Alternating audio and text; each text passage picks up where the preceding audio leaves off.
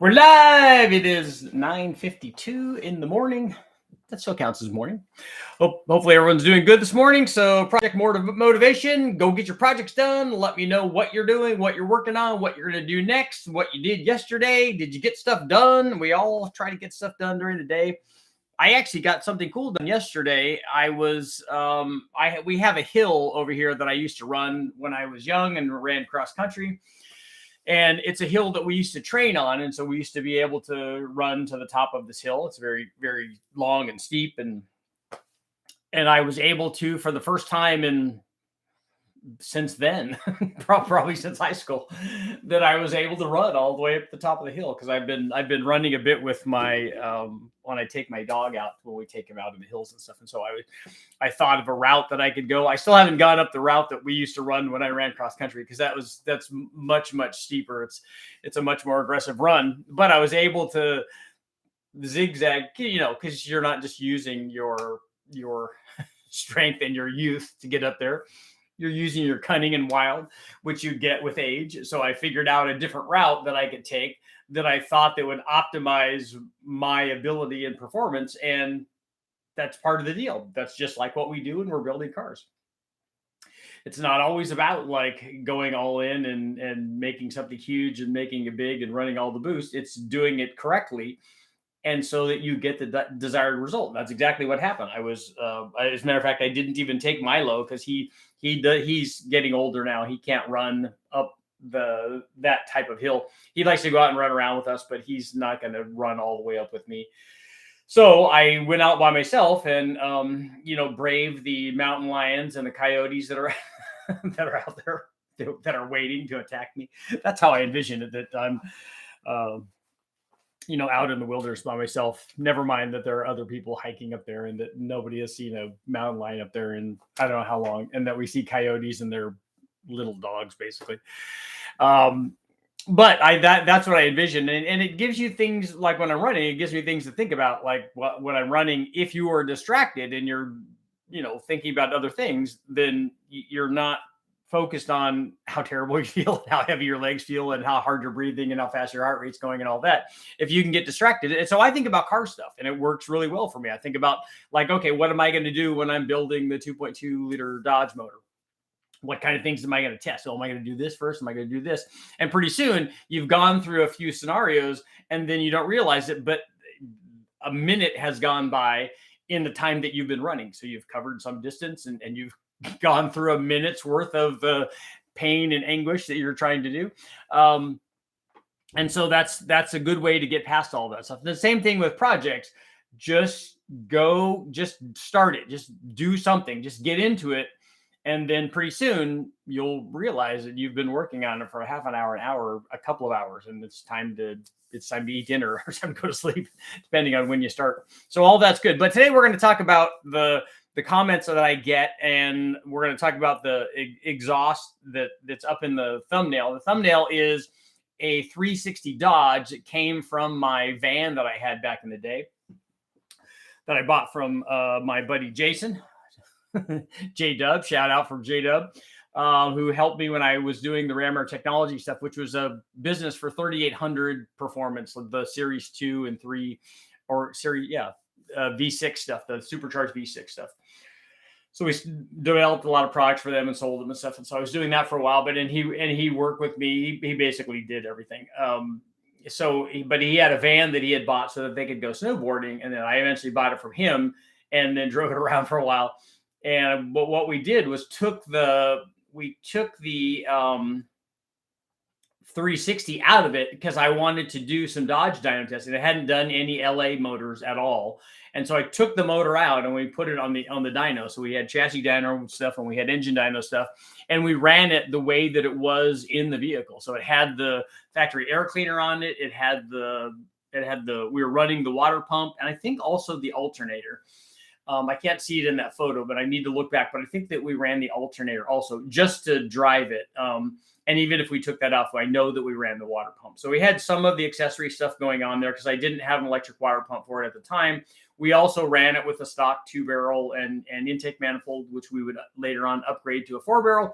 We also ran it with, as we see in that photo, completely stock exhaust. In fact, this is the exhaust the way that it came out of the van. So it had a dual exhaust. This was 2.25 inch, 2 or 2.25 inches, pretty small. We had some sort of aftermarket mufflers that somebody had put on it before. This is the way that was in the van. You can see the hangers and stuff on it. And so we ran the stock exhaust.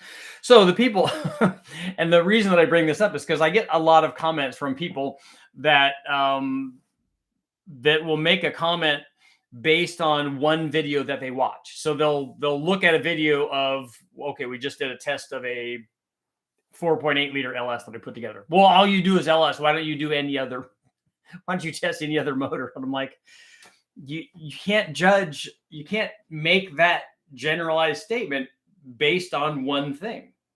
There's a name for that. When we attribute something that we saw about one person to everybody. Same thing with this comment is like, oh, I watched this one comment and I don't want you to do LS stuff, so I'm going to make a negative comment about the LS stuff. Even though on this channel, there are literally, there's more than 1,000, and it might be transitioning toward, we're going towards 2,000. So there's a lot of videos up there. A lot of them are these live feeds, but which we tackle in a minor way, a particular subject. There's a lot of other videos, and there's playlists. There's complete playlists of whole other engine families. So we have lots of different. We got Hondas and Gen 3 Hemis and other Dodge stuff. We've got some Pontiac stuff up there now, which I've been wanting to get up there for a long time. Big blocks and small blocks. We got force induction stuff and NA stuff, nitrous stuff. So there's, we've got the Atlas motor, the 3800. We've got a lot of other guys' weird stuff up there as well. And so you only need to look to see if there are other things up there. So if you really want to look for other stuff and get information on other stuff, it's there. You can actually find that because there are videos up on there. Or if you did any kind of search on YouTube and wanted to find out information on a trophy 4-cylinder, and you do put trophy 4-cylinder in the search in YouTube or even on Google, these are going to come up. I know because I've done that a lot. Not that I'm looking for my stuff, but I'm looking for other stuff. And I'm like, no, I don't need to look at this thing that I did. I need to look at something that somebody else did. I went through that with the Dodge 2.2 stuff, which I have videos up on that. I went through it with when I was first starting in on the L28, the inline 2.8 liter 6-cylinder turbo ZX motor. Went through it with that when I'm doing a search for that. And it's interesting that people now are so lazy that they don't even want to do a search. Where's the link? I need the link. And it is true that a link takes you, it's the most efficient way. It takes you directly to where the video is. And when I do postings on promotions for these videos and stuff on Facebook and Instagram, I almost always try to provide a link. But if you don't provide a link, these people have just written down, well, where's the link for such and such video? If they would have just taken that out and put that in the simple search engine, you don't even have to look stuff up in the encyclopedias or microfiches or any. They have no idea what it was like back in the day. If you just take that stuff and put it in a search and click one button, your answer will come up. It will come up to where that is. I know it's so much easier. Just give me a link. I need to be spoon-fed. I'm not going to read anything. I'm not going to search anything. I just need to sit here and be spoon-fed all of the information. You're not going to retain that information if you didn't earn it. So that's difficult. But on the exhaust test, what I want to talk about on the Dodge is the Dodge, like all these other engines that we've tested and motors, when you test the stock exhaust manifold and attending stock exhaust, because that has something to do with it too. The opening of the exhaust and then the size exhaust that you use obviously kind of go together. So if the opening exiting your stock cast iron exhaust manifold is 1.5 inches or 1.75 inches or 2 inch or 2.25, if it's 1.5 inches and you put 3-inch exhaust in it, you shouldn't expect to gain much. if the exhaust is sized for the opening or even slightly bigger, that's probably okay. But the reason that I bring up these kinds of tests is because I have tested exhaust systems. So we've tested complete full exhaust systems because the Westech dyno, that one that we run in, luckily is big enough to run complete exhaust from the headers or exhaust manifolds all the way back to the tailpipes that exit out the vehicle. I know because we've run those before. And the interesting thing is whether it's on this Dodge 360, like this LA, this mid 70s or LA motor, or we did it on an LS. It doesn't matter. You can extrapolate information from both of those. If we run a 2.5-inch exhaust and then we run a 3-inch exhaust and we're running it at 500 horsepower and we get a gain of 10 horsepower, you can pretty much assume that if you're running it on a motor that's less than that, the gain is going to be less because this is a flow thing. This gains power because of we're increasing the flow. The 3-inch exhaust flows more than the 2.5 does. And so if we and that's why when we're talking about this, like if we look at that Dodge motor, we're testing it that thing's like a 200 horsepower motor or 200 sub 250 horsepower motor, something like that. So putting a big exhaust on there, putting a 3-inch exhaust on there, especially connected to stock exhaust manifolds, is going to do very little because there just isn't enough flow processing through the motor to really tax the stock exhaust thing. And it doesn't matter what we tested that on. You can kind of come to that conclusion based on other tests that we've run. When we've run long tube headers versus shorty headers versus stock exhaust manifolds on 4 different engine families, and then you ask, yeah, but what about on this? I mean, it's done the same thing 5 times. We can pretty much assume that it's going to be very similar. It's not going to be exact because we're testing it on it's a different motor. Maybe it's a V6, maybe it's smaller, whatever it is. But the same kind of trend is going to happen. Long tube headers always add power through scavenging. They're always going to make more power than shorty headers. They're always going to make more power than stock exhaust manifolds. The gain that they get is going to be a function of the thing that you're testing it on. But they do the same thing. They work like that. That's how they work. That's how they work on an LS. That's how they work on a small block Ford, small block Chevy, big block. That's what they do. And then the gains we get are going to be a function of how cool or how super powerful is the motor that you're testing it on. So how much are you restricting it basically when you're running stock exhaust manifolds on? Stock exhaust manifolds, like on this Dodge that I'm showing you in the thumbnail, are not very restrictive on that motor from a flow standpoint, only because that motor does not make very much power. It has a very, very mild cam in it. It doesn't have a lot of head flow. It's got a 2-barrel induction system. It's got no compression in it. So it has all these things against it that stop it from wanting to be a big, giant air pump. It's a very small, as it were, inefficient air pump right now. And so the exhaust outlet side is not really a critical part of the equation just yet. It could get to be better. And headers help a little bit with even at this power level, just not as much as they do at other things. So the upshot of all of this is that you can take the information from various different engine families, from one engine family, and it will translate into another. If we test a small block Ford and test headers on, or test a cam, put a 224 cam in it and go, hey, look, he tested a 224 cam in this with a stock kind of cylinder head, and it did this. It will do similar things on a small block Chevy. We test on a 351, then we test it on a 350 Chevy. It's going to kind of do similar things. And so even if we haven't tested exactly your thing, your combination, your exact combination, because I get that all the time too in comments, hey, can you test this? I'm like, let me guess, is that the motor that you just put together? Yeah. Oh, so if you want me to put together, just build your motor, just go out and get all the stuff to build your motor, run it on the dyno, so that you can have a dyno number to go along with your build. How about if I just tell you what it's going to make? Because that's as useful as you having the actual information, because you're never going to do anything with it. You just want a number, and you want somebody to go through all the expense and trouble to put a number on your thing. But if you look around, even though I haven't run that small block Chevy exact thing, we can look at other things and go, it's probably going to be 375. If it's 378 or 364 or whatever, it doesn't matter. It's going to do what it does when you put it in the car anyway. And you're going to go out and you're going to run your 1390s or 1690s or whatever it is. And so the number that you're applying to that is not really going to be critical. But if you search long enough and put the time and effort in, you can find the information, even if you can't find your exact thing, like with this exhaust, you can find information that will give you a really good idea. And that's part of the learning process. That's actually part of the fun stuff. If you just walk up and if you've never been in school and the teacher puts a formula up on the board and says, okay, what's the answer? And okay, the answer, and he just tells you the answer is 7. You didn't learn anything. You didn't get anything unless you take the time to back calculate from 7 and figure out how he did it and then figure out the process. But that's what he's supposed to be teaching you. So if you go through and look through all of this information, you can actually get a lot more information and apply it to a lot more things. And that's actually part of the fun.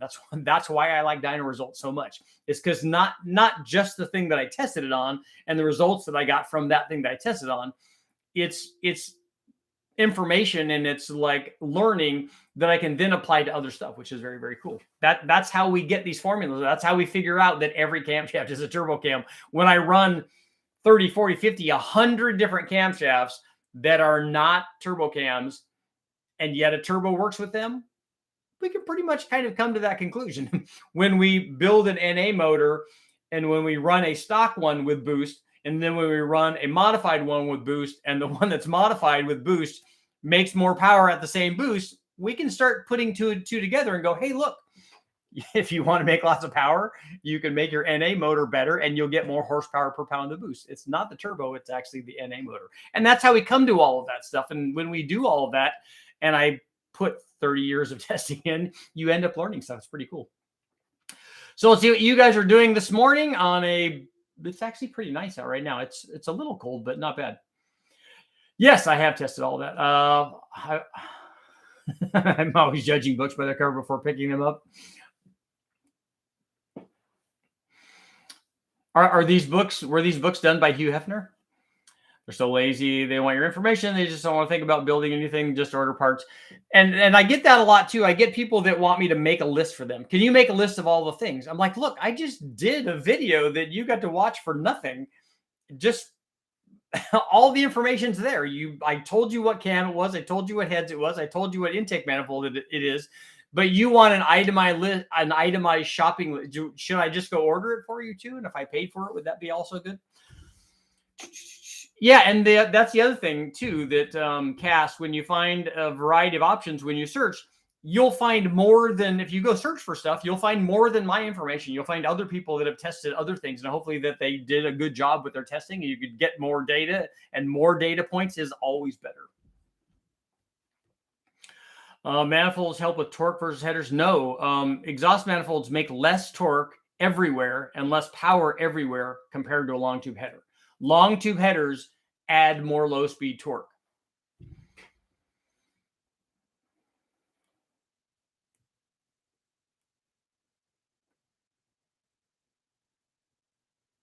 On a related note, we'd sell a car that came right out of the winner circle, and somehow in less than a month, people would turn it back into back marker by changing other stuff. Well, they're going to make it better, right?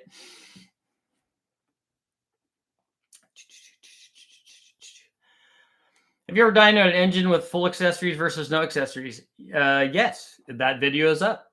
I get that question all the time. We did an accessory test. I tested all of them individually, and it's already up. The interesting thing about accessories is that they think that that's the only loss going from an engine dyno to a chassis dyno, and it's not. There's a lot of things, including the drivetrain, obviously, but also accessories are not just the only thing. There's temperature, there's the air inlet, there's the full exhaust, there's the factory tune. All of those things are the reason why the motor, when we test them, they make more power on the engine dyno than they do on the chassis dyno, because then you'll get the knuckleheads that go, oh yeah, that's just a happy dyno. It's not happy. The dyno has no emotion at all. It doesn't care. It doesn't care that you're in a good mood today, that you're in a bad mood today. You just put the motor up there and it will tell you what that motor does. But the way that we test it is different than the way that they test it at the OEMs. The OEMs have all of that stuff on there. They have the full air intake, the full accessories, the full exhaust, run at temperature, run with the factory tune, all of that stuff. and then that's their power rating. We don't test it like that, so all of our stuff is different. Can anyone let me know what's a fair price for a 2000, a 2007 short bed single cab Silverado? Ones around me are 10 to 14,000. Well, that should tell you. If you go look online, you'll see what they're selling for. That's what the prices are.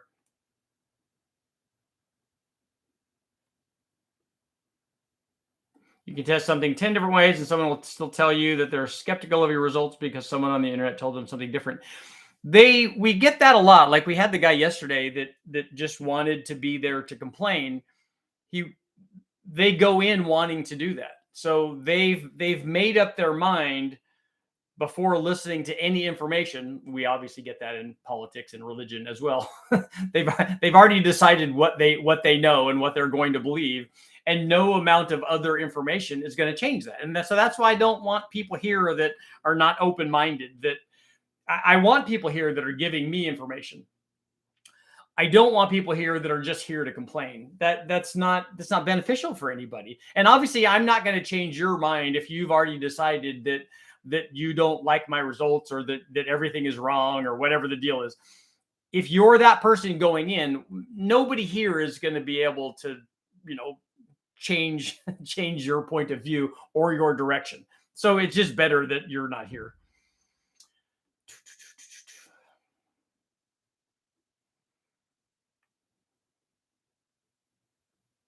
Yeah, Mama did tell us about alligators. That's right. Robert, I want to email you calculations I did. What did you do calculations on? I'm scrolling back, Robert, to see if there was something else that you said before that. No, this is new. Morning motivation. You can get the twin turbo big block off the stand and bell housing starter alternator bolted up, ready for the boat. That's cool, Mike. What is that? What big block is that?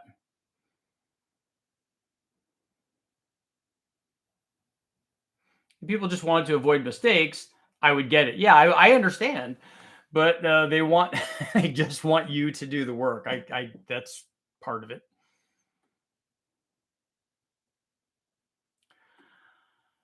I wore it out 1,000ths. Did you bore it out? Is that what you're saying? And show that 5,000ths where the ring gap increases 0.13 thousandths. So how did you do it? Did you hone it, or what did you do? I haven't done any North Star stuff yet.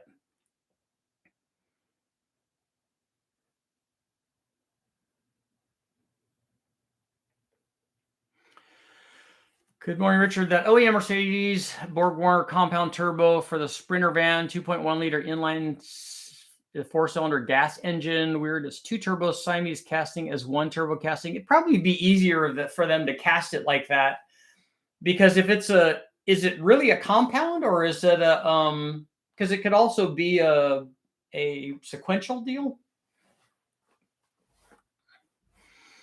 So this was showing how cylinder wear affects ring gap. The cylinder wear definitely affects ring gap. We know that because when I check the ring gap on the Trophy 4-cylinder, the bore had worn dramatically, because we can see that from the ridge that's at the top of the bore. These older blocks, older GM blocks particularly, wear a lot. Modern blocks like an LS don't wear very much. So there's not a direct correlation between ring wear and mileage, is what a lot of people are trying to show.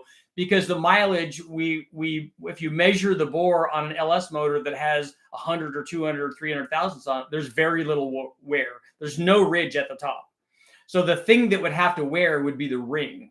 And so you'd have to measure the ring wear and not the bore change on a modern motor, because they just don't wear very much.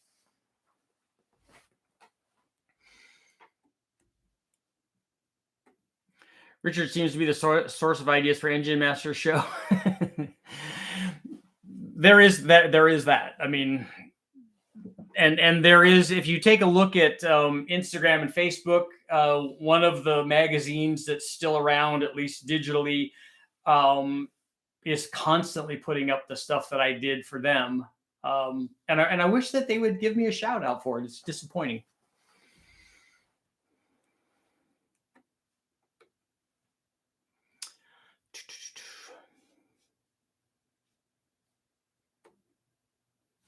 Building a 351 Windsor with AFR ASCAS 10-to-1 compression, mild cam, full roller. Is it full roller like it's a hydraulic roller? Built for low RPM towing. Currently have 1.5-inch flow tech headers. Is it worth upgrading headers? Probably not. Hopefully your cam is a low 200s to mid 200-ish at 50.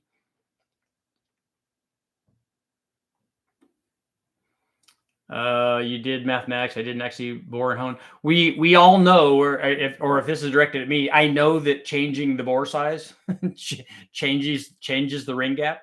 It has to, but like I said, that happens on motors where the bore actually changes over mileage, and LS stuff and the modular Ford stuff. Most modern engines don't change dramatically. They just don't wear that much. But the ring will the ring size will change. I've never measured that. That's something I should do.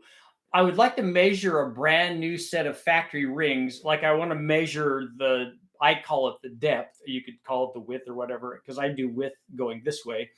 But the measurement from the outside of the ring to the inside of the ring, and then measure that after something has measure a typical one from the wrecking yard that has a couple 100,000 miles on it, and see if the ring has actually changed dimension, to see if there's been ring wear on it. There has to be some, although I don't know how much. And we could also measure on some of these junkyard motors what the new bore size is. But like I said, there's no ridge at the top, so it's not changing very much.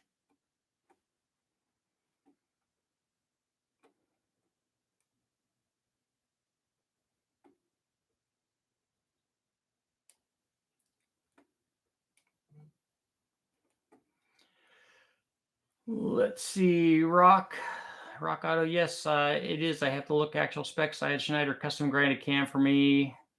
Further specs: hydraulic roller with roller rockers. Good. All the hydraulic roller will be better, and roller rockers obviously will be good too. Sasquatch, what's up? I saw on one of the I don't know what if it was on AOL or Instagram or one of those things, where somebody had a video of a recent Sasquatch, so which is awesome. I haven't looked at it though, but I'm gonna have to. Love your channel. Getting to test all the crazy theories is the best physical science class I've ever had. Keep up the great work. I do love testing. It is cool stuff. I've read that stock rings can have 25 pounds of drag per cylinder. For a 300 cubic inch motor with high quality rings, you can reduce that to 10 or 12. Ever test different rings like this? I don't know if I've ever done a ring tension test. I'm thinking that the guys I'm thinking Brule did that with somebody. I'm thinking it was maybe with the guys from JE that they might have done that. I'm sure that the Total Seal guys have done that. I'm having a set of 706 heads ported for a 5.3. Is it worth having larger valves put in it? From the testing, it seems like a 2-inch valve. I didn't think it was going to be, but the 2-inch valve with the right kind of valve job seems to help the flow of the. Because somebody has sent me, so whoever did that, something cylinder head, I can't remember, sent us a set, and we sent them to Brian Chuli, and we flow tested them, and they did add flow from the 2-inch valve setup, and they did add power. So that's not a bad idea. The common upgrade is to take the bigger valves from the 799 or 317 heads.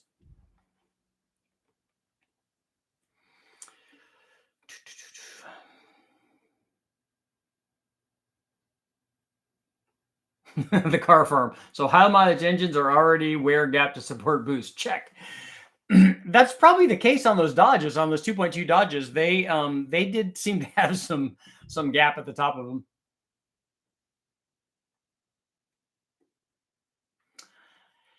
It's common in diesels to induction harden the top part of the bore. So they only do it at the top part, Dan? I didn't know that. I didn't know that they would do it in one portion. I'm having and that's where the wear would be, though. I'm having a set of 7. Okay, there we go.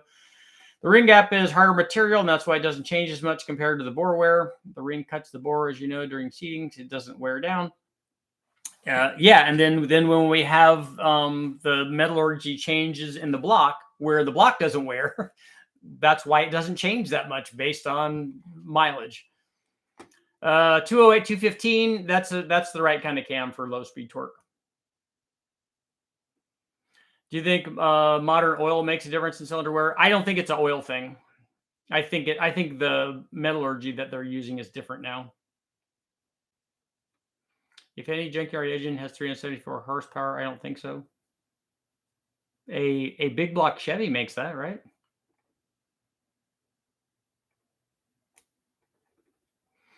A Gen 6 big block Chevy makes that.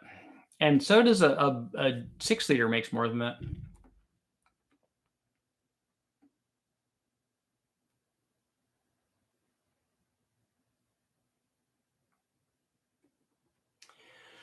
%8 of the overall total drag of a car, not just the engine, at freeway speeds can be attributed to just the oil control rings. And I haven't seen, do they change tension on oil rings? I've seen them change the tension on the top two, but do they do that on the oil rings too? Richard, I just watched another content creator use gasoline as a cylinder honing lubricant. I usually use oil or something like that, trans fluid. I've never used gasoline. Maybe diesel fuel would be better.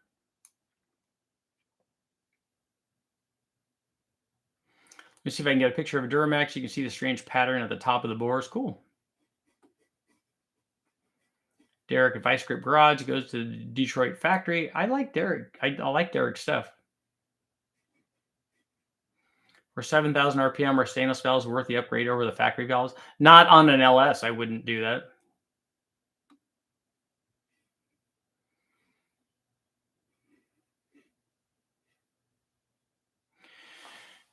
JR, it's been my understanding that older engines wore worse than newer engines because of the fuel wash from overchoked, overpumped startups with the carburetor. That also might be partly true, but we see even in the older engines, some of them wore and some of them didn't, and they were they used different materials in the blocks. Should I have 241s hand ported by a local shop or bolt-on AFR enforcers? The AFR enforcer is definitely going to be better than a 241 head. Although my guess is if they were ported, I know if they were ported properly, you could get a 241 head to make more power than an AFR as cast enforcer head. But it depends on if it's done right or not. Richard, you have to remember that newer engines use low drag rings. That's why all the OEMs have skinny rings and low tension oil rings now, trying for better fuel economy. Added power is just a secondary benefit. And they are using all of the modern stuff is using, they're all, at least for the high mileage stuff, they're all recommending very lightweight oil too. It's only cool to hone with an open flame, hone with gasoline when you're an open flame. You think it's important to weigh pistons and rods warm or cold? You think that the weight is going to change with temperature?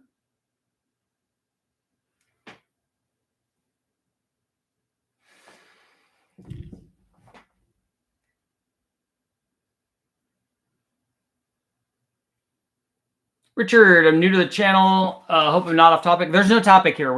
It's a question and answer thing, so you can question and answer whatever you want. Recently scattered my 66 Bronco engine. Very cool 66 Broncos. I like those, which brought me to your channel. There's lots of small block Ford stuff up there to build.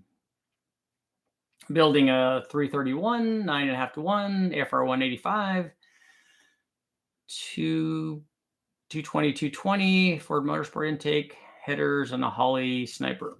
Okay, good. The one thing I don't like is a single plane intake manifold, but it will still work.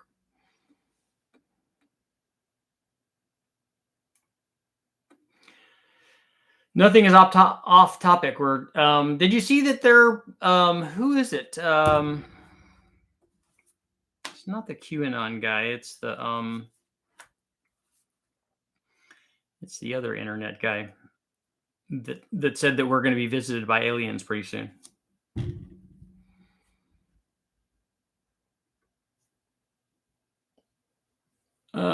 Your 331, is it a dual plane intake manifold? I'm thinking like low 400s, 425, 430 or something like that.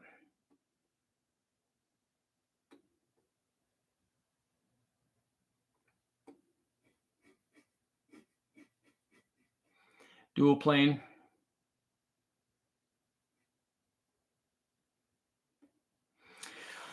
Hobby, Richard, thank you for the daily stream. Recently retired U.S. Army Special Forces. Nice. Thank you for your support. Turned race team general manager. Nice.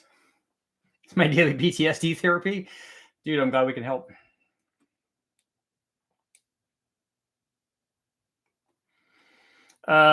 Big Rich, it's not at the ranch. It's not Skinwalker. I'm trying to think who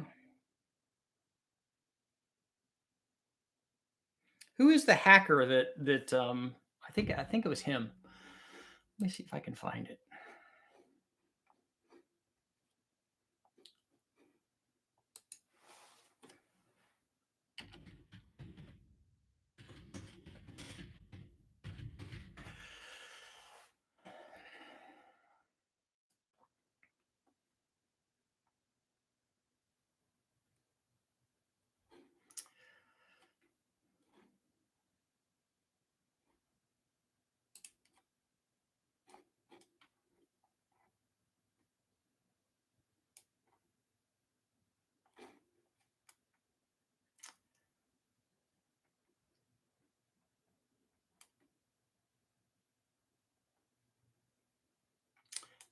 I don't see it right off the top. I'll have to find it for the next one.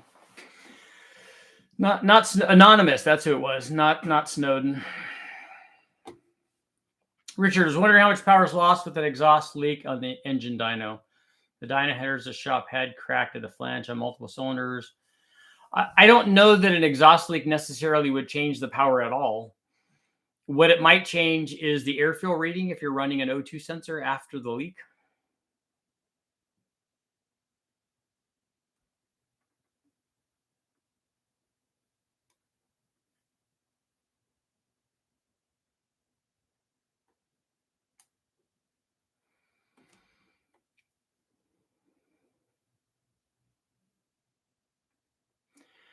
I did some calculations for push rod and found that at 4,500 PSI, you could expect a buckle.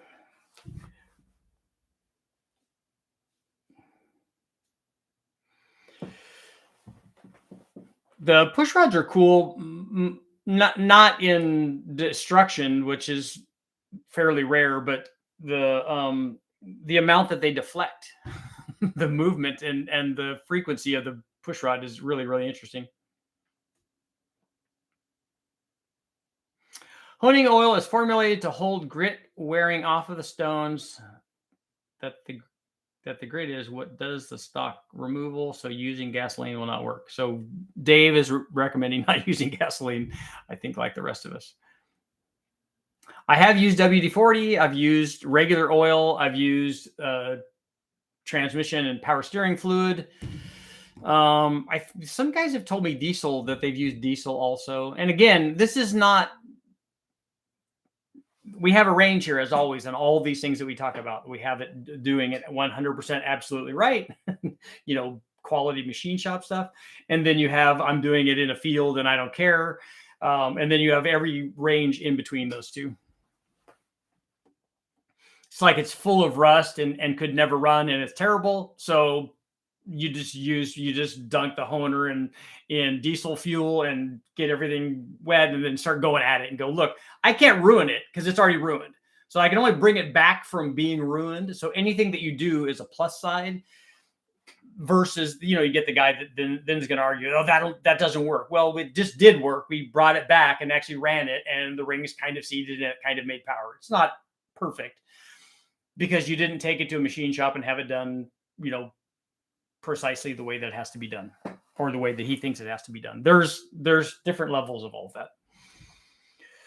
4.6 V6 cam, best for towing and mileage. They actually have some small, in the Comp Cams catalog, they have some small V6 stuff. The thing that I don't like on the V6 stuff is that they don't have, I don't think that a lot of their stuff was not dual pattern cams. I think they were single pattern deals.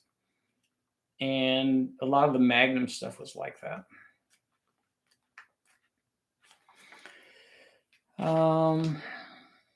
Oh, no, they do have some. They do. Oh, no, 200, 206, 206, 210. Okay, so I take that back. Some of the balance shaft ones, 206, 206, 215, 215. Those are the ones I was looking at. But they do have some that are dual pattern, and that's what I'd use. A small one like a 206, 210, or the 200, 206 works with stock computer and fuel injection, low lift for non-modified cylinder heads. And then they have others too that are. So you have a good range. The biggest one being a 224. That's the one that we ran. And they have some, those are 3800s. And they have some even smaller ones, 192, 200. So that would be like a factory replacement kind of cam, I think.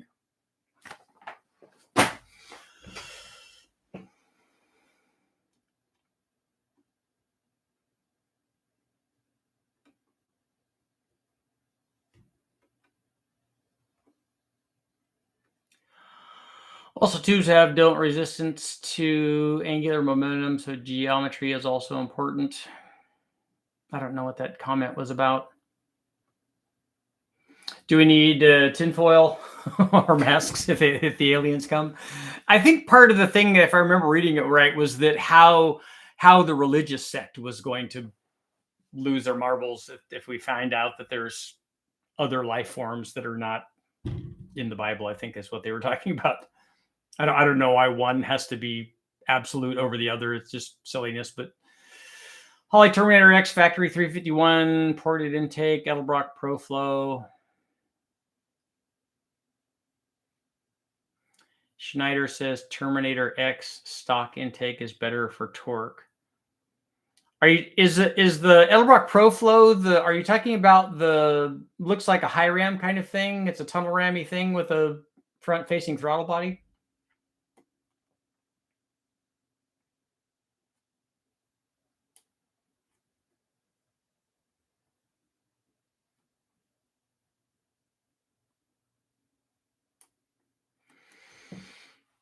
This is why you don't see tubes as connecting rods. I'm running a mill as we speak, not motor related. I like machines that make microchips. Yeah, you're turning big ones into little ones, right?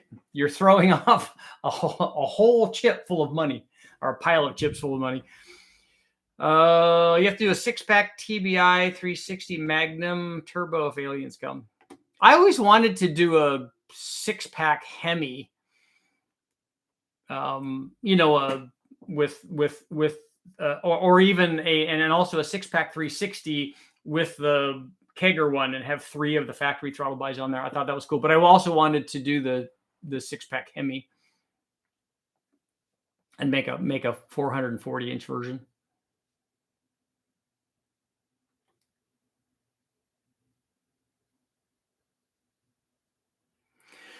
Like the custom runner length videos. I like doing those. I have some more. I have one for the Atlas motor that hasn't been tested yet. And I'll also do one for the Dodge 2.2 and 2.5. Richard, you should come to the Twin Cities for the Street Machine Nationals. I don't know if I've ever been to that used to be a CarCraft thing, I thought.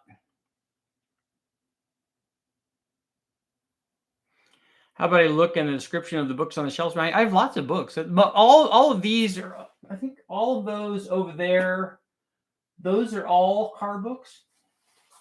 And most of these are, although some of them are other things too. Like my signed first edition of the Phantom Toll Booth. I need a special flywheel for my T56 swap because the 83305 is a 2-piece. Should I get aluminum or steel? I'm saving up now. What is the balance on your 83305? Is it only front weighted? Is it like a ZZ3? Or is it do you have weighted damper and flywheel. Richard, are you going to PRI? I do not, or I am not going to PRI, I don't think. Ron, I don't fly, but I do have some flight books as well. You probably see the instrument flying. That's from my dad. He was a pilot. And he also did lots of built and flew lots of RC planes too.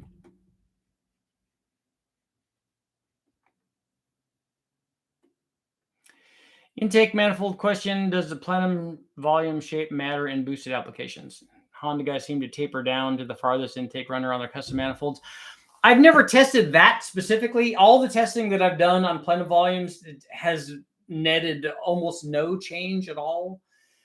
No change in power. I know that there is a change in what's happening. I just haven't seen it translate into big power. The taper thing may be more a function of cylinder balance, trying to equalize the airflow into the cylinders and then get good, as a sequential thing so that you can get the proper airflow in each one, so that each one of the cylinders is getting the same airflow and the same boost and the same fuel and making the same power. If you could make that happen. Sometimes you can't on a 4-cylinder unless you center feed the manifold. And even then, sometimes it can be problematic. But that's probably what they're trying to do there.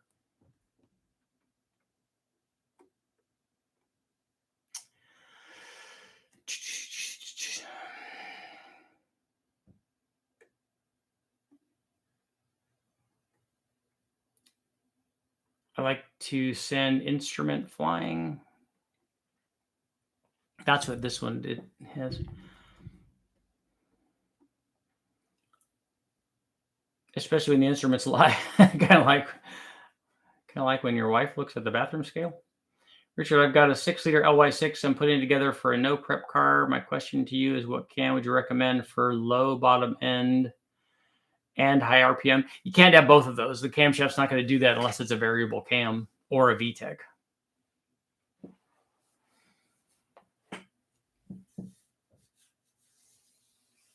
So you got to choose which one of those things that you want. If you want to run the thing, you're drag racing at 7,500. What you should do then is put gear and converter in the car so that you don't have to worry about the bottom end. And if you're doing 1,000 wheel horsepower, it's going to be an S475 or an S480 kind of turbo. And then the camshaft that you could put in there would be, if that turbo is going to do that regardless of what you want. If you want to maybe get a little bit better bottom end from having a smaller camshaft, you can adjust that a little bit. But I think for drag racing, if it's a no prep deal, you're going to do that with converter and gear anyway. So that's not going to be an issue. You're going to be up on a converter that's past all that low speed power stuff. And then you should be more concerned maybe about the intake manifold that you use. Finally resolved the starting issue after replacing engine in my Magnum. Turns out my original diagnosis was correct. It was a grounding issue. Those can come back to get you. My 82 Mustang fund is waiting for me to get a pilot's license so I can spend money on it again. Yeah, yeah, I would imagine a plane is a lot. Working on fabbing up an upper intake to mount an M90 supercharger to it.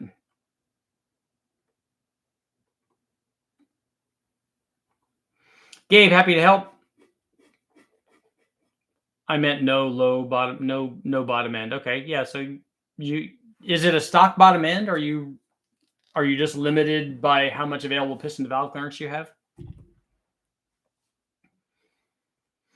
Got to split some firewood. Yeah, got to keep warm. Carburetor top end of the 86 CR 250. I flew one of the most beautiful airplanes of all time, the Super Connie 4-engine radial. Very cool. Trying to figure out how to start street tuning the Holly Terminator I've got, my 73 Dart. Do they have any base files for you to start with? 2015 6.4 Hemi. Is that a variable cam or variable intake motor on the 6.4?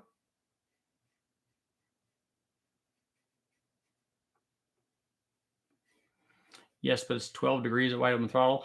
If it's an NA motor, it's probably going to need more than that. VVT cam and runners. Okay, both of them. That's going to be exciting.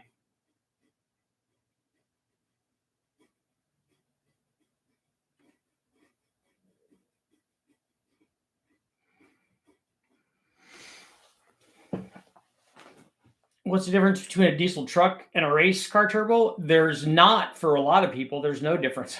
Lots of people use diesel truck turbos for their race cars.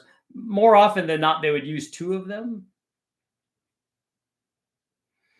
But the diesel truck stuff is designed to run at a different engine speed.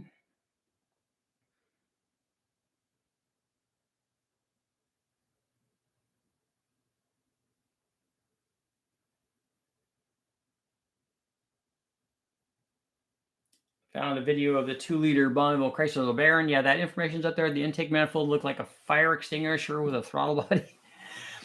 Did that one have a big plenum on it? And did it also have really short runners? I'm trying to remember. I'm going to take a look and see.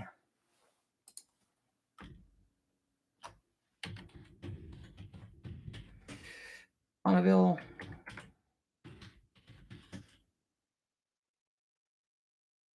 Chrysler.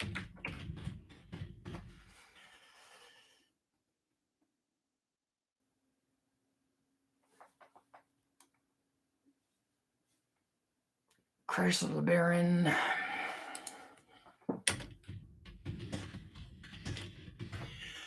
Land speed car.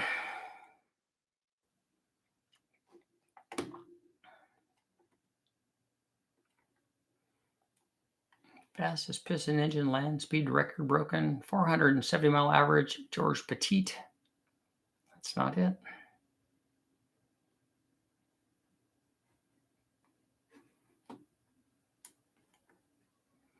I'm not seeing it. I'll have to look it up some other time and see.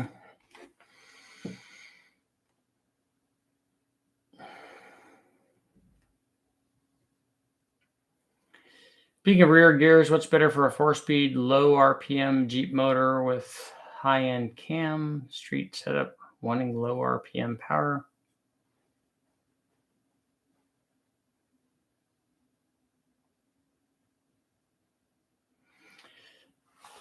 Scott, why do you have a low RPM Jeep motor with a high-end camshaft? Hope to do just rod bearing on the 4.7. Yeah, Gabe, you'll know when you take it apart. You'll know if the crank is okay. It will have if the bearings went bad, then the journals will be in bad shape.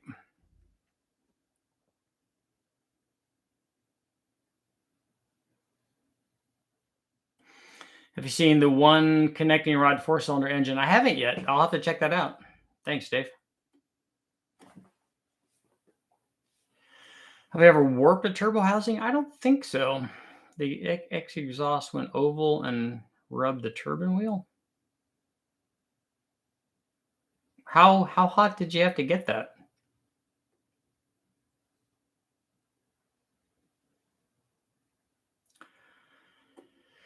Mopar performance land speed record. Okay, let's see.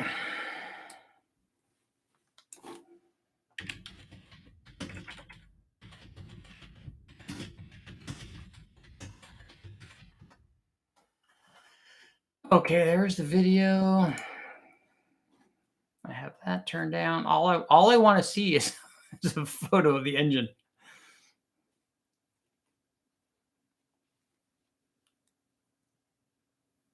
That's all. Oh, there we go.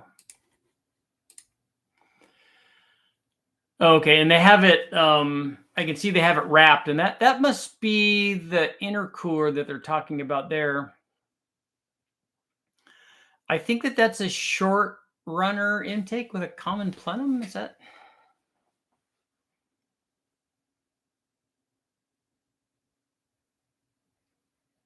I like watching the video runs on there to see.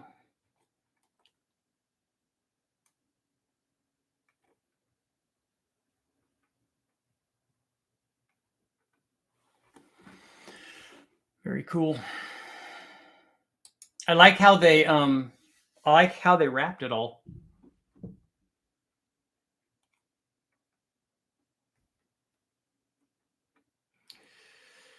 And you are gone from here.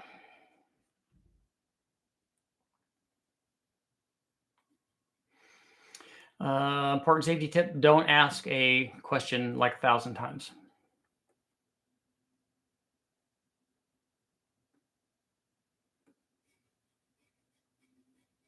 Normally, the worn out turbo bearings cause the wheel to hit more. That would be much more common, that the bearings would go and then the wheel would move over rather than melting a housing.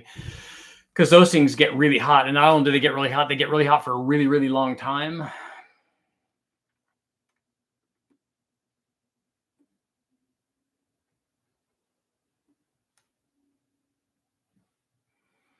I've never seen a turbine housing warp like that. I don't know how. Put your hand on the impeller, the retaining nut, and wiggle it and see if the shaft moves. Sometimes even a cracked shaft on turbos. Yeah, you can get that, but usually that comes out and pitches itself and with catastrophic stuff. They made a custom exhaust manifold to mount the turbo over the transmission too. Yeah, so you can mount it for. I've seen those.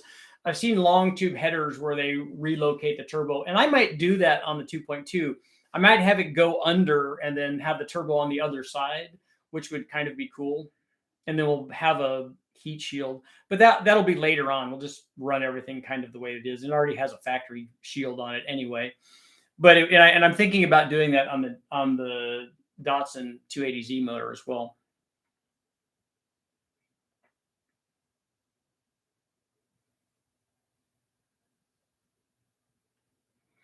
Two more minutes, and we didn't even have a poll today, or did we?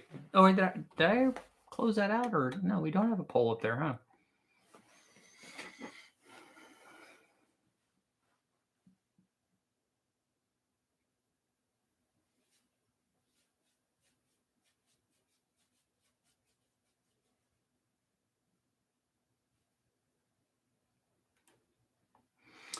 Charles, shouldn't be going to those kinds of establishments anyway.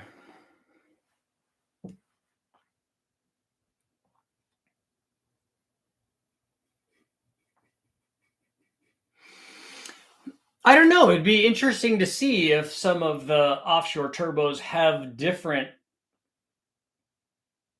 material in the castings that they're using. Richard, have you ever tested Buick Nailhead? I haven't, and I don't remember them in the years I've been going to West Tech. I don't remember a Nailhead being run there. They had, I take that back. Brule put together some kind of Buick, an older Buick, and I don't remember now what it was. It might have been a Nailhead because it was his first time doing it, if I remember right. I'll have to look into that and see which one it is.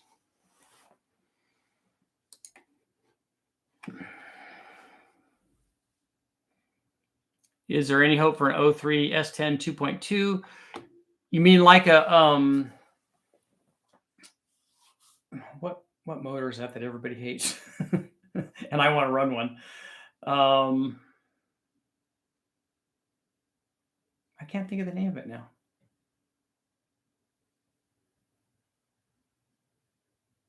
The Iron Duke. There, Chad. The Iron Duck.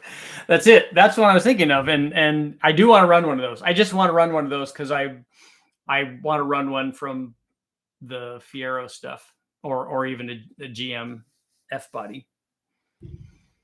But they did have them in the trucks as well. Yes, Dan, get on board with the Iron Duke.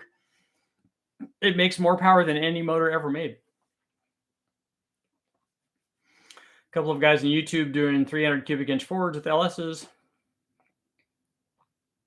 I always want to test the port fillers. I do too. I would like to do that on Cleveland heads. I just don't have a Cleveland around. I always want to test port fillers. The guys used it in the old Cleveland Fords. I've heard rumors that they get you to flow over 400. A port filler won't do that.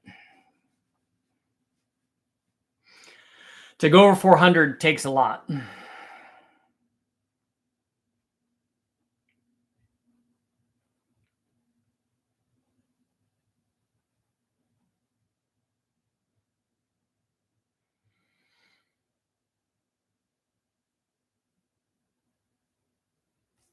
I think Dan's done work on the Cleveland stuff, probably for stock eliminator stuff or something like that, maybe. The S10 gets fantastic fuel mileage. Yeah, Dan, I didn't think 400. I thought that most ported Clevelands with lots of work done to them were more like 350 or something.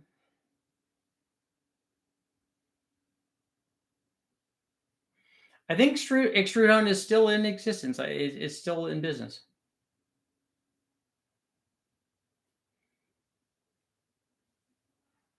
Well, the Cleveland flows 375 stock. I mean, so that's pretty good. Or 275 rather, 275 stock. That's pretty good.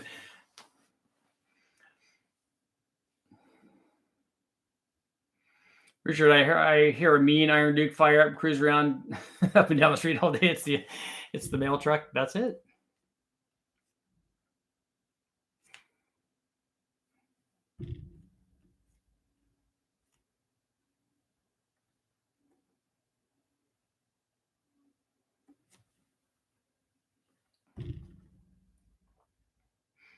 John, I'm sorry to think you're trolling, so be wary of that. The S and S10 stands for super truck.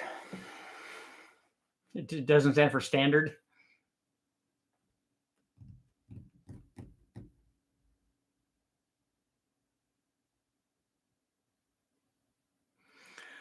Is there anything you haven't tested? Yeah, you could find a. I need a rotary, either a 12A or a 13B, like a running one would be good. That's cheap.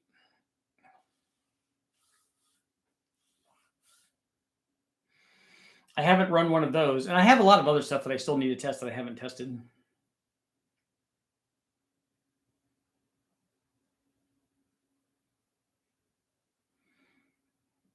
The S10s are really popular for drag race guys.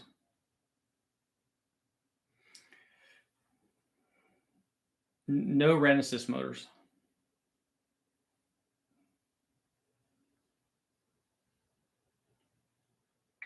Thumper, I haven't sent you the photos back yet.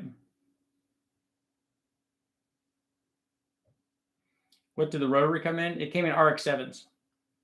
And RX3s and 4s also, but I don't think you'll find any of those.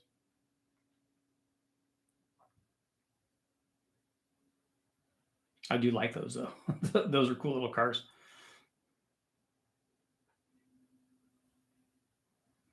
Doesn't the 4-cylinder Jeep engine, isn't that a Iron Duke?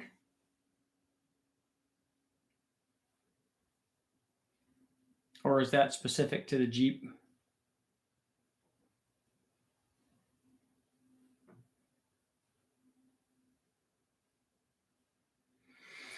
One more minute.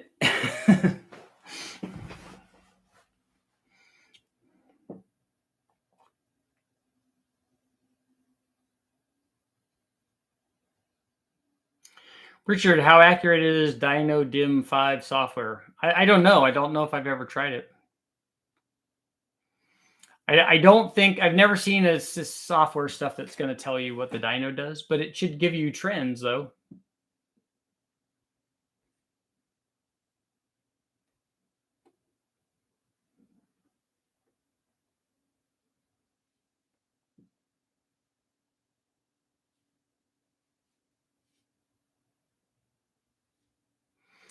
Dan, I don't see any Sopwith camels in the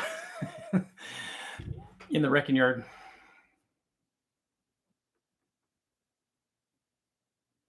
And I will be back live tonight. And on that note, it's time to go. I have a video that I'm doing on the Magic Big Block Chevy camshaft. It does everything. It does everything. It does everything well. You can use it on anything. So that's what I'm working on today. Thank you guys all for showing up. I will see you all tonight at 7-ish. 7.